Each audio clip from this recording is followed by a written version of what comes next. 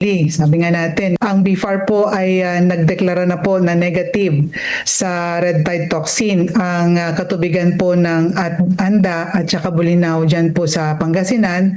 Batay po ito sa pinalabas po natin na National Shellfish Bulletin number 13 at nagbaba din po tayo ng isang local advisory ng BFAR Region 1.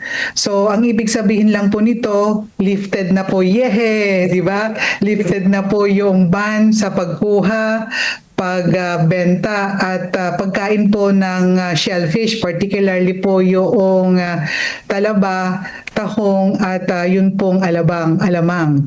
So yun po, yung pagiging negatibo po o ligtas na muli po yung ating katubigan ng Anda at Bulinaw mula po sa lason ng red tide toxin. So maganda po yung implikasyon po nito. Unang-una po, syempre yung ating mga tawag nito shellfish lovers, no? Ligtas na pong kainin yung ating mga lamang dagat, particularly po yung sabi ko nga po yung tahong, talaba at yung pong alamang sa naturang lugar po natin, no?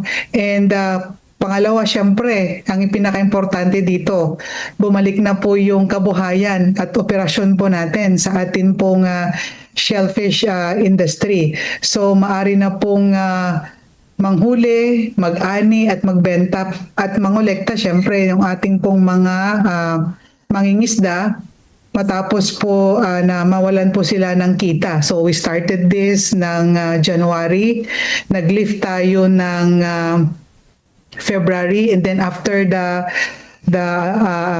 collection of sample and analysis, meron na naman tayo, tumas na naman po yung level ng toxin ng March, and finally po nitong end of May, free na po talaga ng red tide toxin yung pong dalawang lugar. So masasabi po natin na matatapos na po yung kanilang paghihirap, matatapos na po yung kawalan ng kita dahil po sa nangyari pong red tide ban sa dalawa pong munisipyo po natin sa Pangasinan. So ang ibig lang sabihin po nito sa madaling salita po, ang pagkawala po ng red tide sa dalawang baybayin po na yan ay nagpapanumbalik na po ng kaligtasan, kabuhayan at syempre yung tuloy-tuloy na pagkakakitaan po ng ating mga mangingisda.